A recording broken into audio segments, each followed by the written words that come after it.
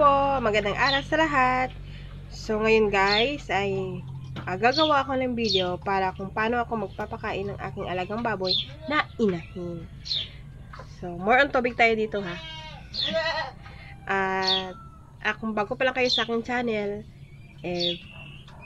please subscribe and click the notification button. So nung una, ang na-share ko sa inyo, ang pagpapakain ko ng aking alagang baboy na gagawin kong inahin. So, ngayon naman is, yung baboy ko na buntis na, magpapakain ako ng aking inahin na buntis. So, at please comment na rin guys kung tama ba yung aking pinapakain. Kasi more on topic kasi ako eh. More on topic ako. Or kung ano ba, yung sa mga nakakaalam, kasi baguhan lang po tayo dito eh. Sinishare ko lang yung mga naranasan ko. Hindi naman tayo expert. Yung naranasan ko lang sa aking pag-aalagang baboy. So ngayon guys, please watch my video.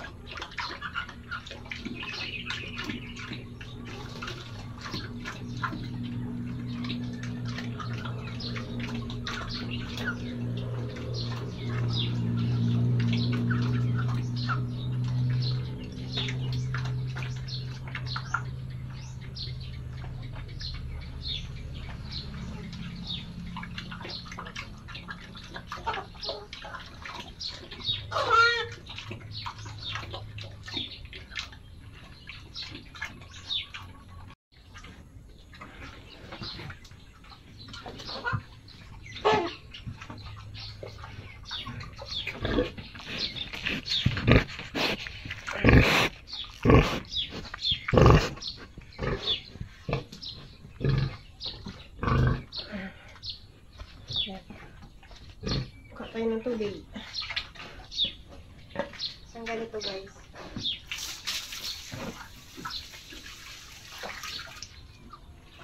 Kahap.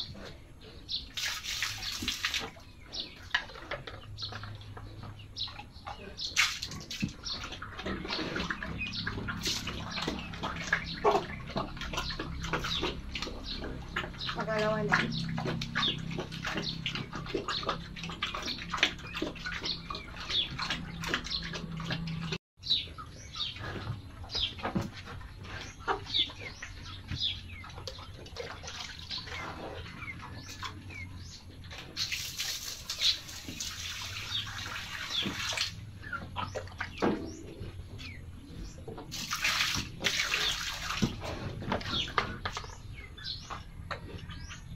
Pangatlo. Ay.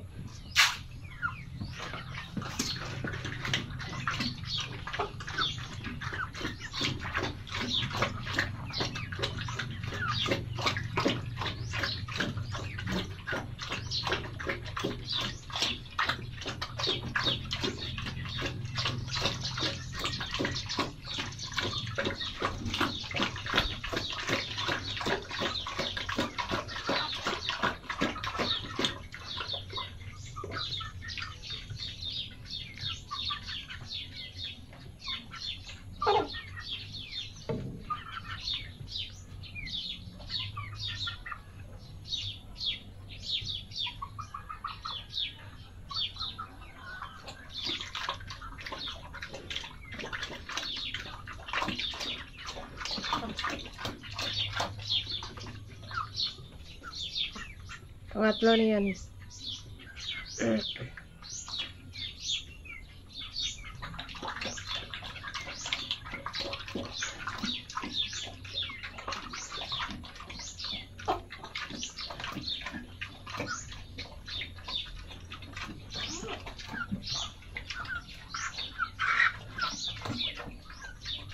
First time itong buntis. First time buntis yan. Si Chunky, first time na buntis. Pangalan ng alaga namin si Chunky. Yan, first time buntis.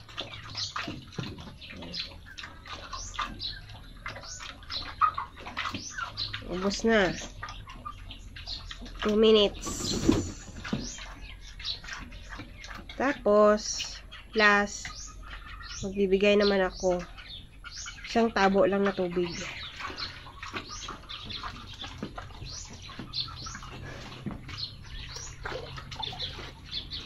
Yan ang isang tabo na tubig.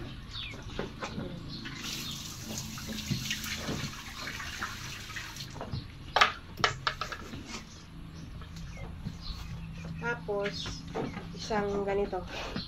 Half lang, half. Ayan. Ayan, tama na yan.